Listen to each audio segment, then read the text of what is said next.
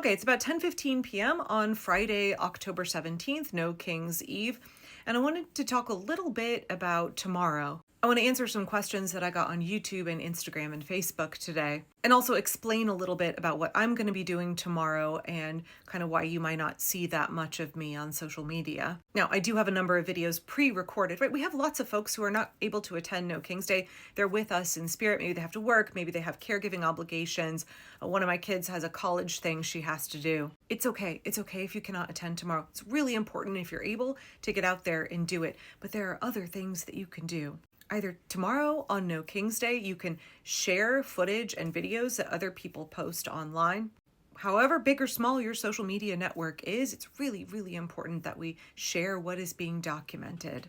Somebody on Facebook told me that she was recovering from hip surgery and wouldn't be able to go, and she was pretty bummed out about it. And she asked me if I was going to be live streaming during the protest. So let me answer that really quickly. No, I won't be. So one, I volunteer as a safety marshal. And so I'm not going to be doing any social media work during the protest because I have a job and I need to be focused on that job.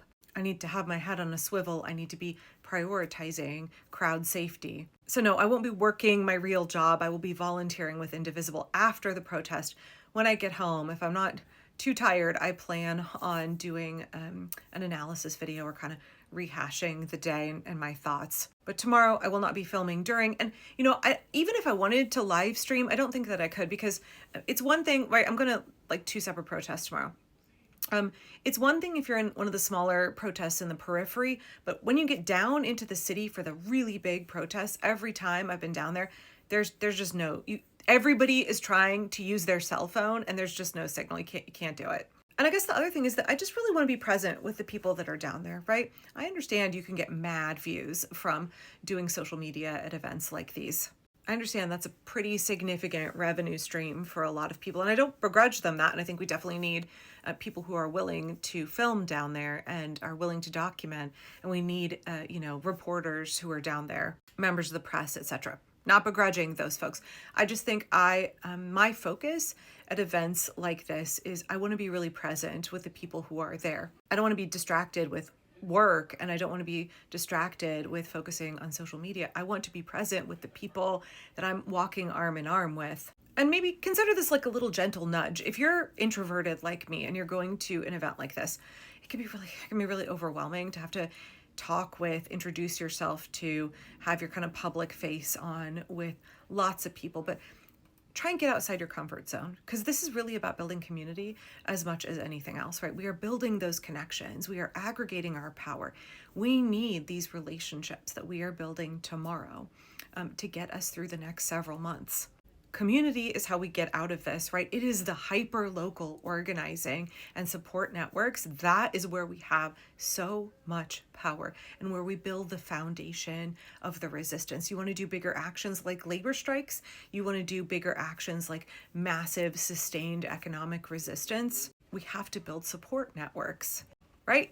Behind the Montgomery bus boycott was the bake sale. So try to give yourself a gentle nudge, or if not, think like virtual Angela is there, like, go on, do it. Reach out to the person next to you and be like, hi, my name's so-and-so. Is this your first protest? What brings you here today? Like, a really good question, I think, for any of us is, what brings you here today? Like, how is it that you are impacted by Trump? Another good question is, what is it that you hope for after all of this is over?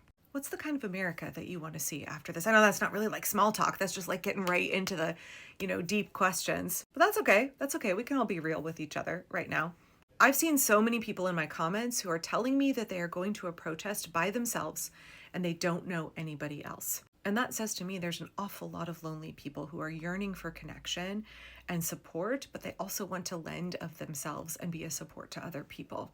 I know we're a very individualistic society, and Portlanders especially, like we're weird, but Portlanders can be a little aloof, or maybe a little bit more reserved. So let's make an effort tomorrow to overcome that. Realize that the person next to you may have come by themselves and may not know anybody. Realize that the person that you forge a connection with tomorrow, like maybe y'all are gonna, make a little signal chat. Maybe you're gonna get them onboarded to Indivisible and you're gonna invite them to the next craftivism night or your potluck. Realize that that may be the person that you can lean on down the road. That may be the person who becomes a part of your rapid response team. That may be the person who shows up to bail you out of jail. Do you understand? Do you understand? These are important connections that we're making tomorrow. Yes, the protest tomorrow is absolutely about showing the entire world massive public opposition against the regime. It's also about building our coalition. Leah from Indivisible says we have to build that muscle before we can flex it. You want those bigger, more sustained direct actions that have really substantial impact? You want those? You want those? We got to build the connections. We got to build the people power so that we can collectively flex our muscle together. So yeah, that was a really long way of me saying I'm going to be present with the people that are there tomorrow. I'm going to be making a conscious effort, however awkward I may be, however beet red I turn when I have to talk to somebody that I don't know. I'm going to try and get outside my comfort zone and do that. I guess I think back, sorry, y'all. I guess I think back to February when I went to my very first Indivisible meeting in early February. I didn't know anybody there. I was very nervous. I got recognized, which again, like that's still really awkward and weird for me. And one of the men that I met there has ended up being just probably my biggest inspiration, my biggest teacher and mentor, and just somebody that I draw so much hope and encouragement from. And I guess if I hadn't decided to go to that meeting all by myself and step out of my comfort zone and interact with people, I would not have met him. And I would not be on the path that I am on now, right? Like, I'm sure I would be involved in resistance, but I would not be where I am now in terms of my mental fortitude, in terms of my skill building, without having taken that small risk. I love to say you need to risk it for a biscuit. So tomorrow, maybe think about that. How can No King's Day 2 not only be something that changes the course of American history, but also changes the course of your personal history? What good things can come out of your choice, your decision to participate tomorrow, your decision to take a risk, to have courage and be brave? Either because you're introverted like me and just like interacting with other humans is like, but also because, right, there are very real threats to our safety. Whether those threats are actually tangible or just perceived, I don't think there's anybody going tomorrow that doesn't have some level of fear or anxiety. And we are all willing to step out and take a risk, despite that fear. So let me also offer this, because one of the things our Indivisible group says, not just our safety team, but in the larger group, when we're talking about our commitment to each other, we ask, who keeps us safe? And the answer that everybody chants is, we keep us safe. So when we go to No King's Day tomorrow, please understand you're not going alone, right? There's a reason that I changed my profile picture to say, we have friends everywhere. We have millions and millions and millions of friends who are standing up with us tomorrow, not only in the United States, we have friends internationally who are standing up in solidarity. Somebody today in my comments from Germany said that they are going to be standing up and having their own rally in support of us. We have friends all over the globe, and you will be standing next to friends. They're maybe like your future friend. You don't know it yet, but you're going to be friends. So we understand our responsibility now, right? We all are going to look out for each other. We've all got each other's backs. That starts at actions like No King's Day, and then that expands.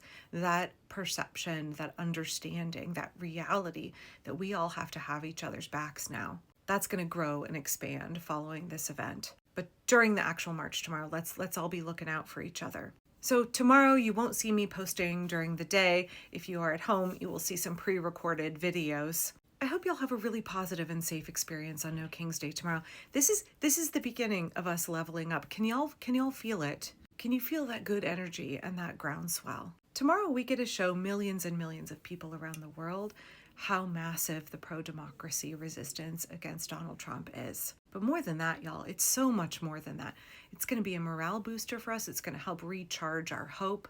It's going to help give us that motivation. And I really, really hope that so many of us are able to forge connections, start to build relationships that we need personally and that the resistance movement absolutely needs. With that, it's getting late. I'm going to try and get to bed. Too jazzed up to sleep, but I'm going to try because I have an early morning, and I'll see y'all out there. Be safe and have an absolute blast tomorrow.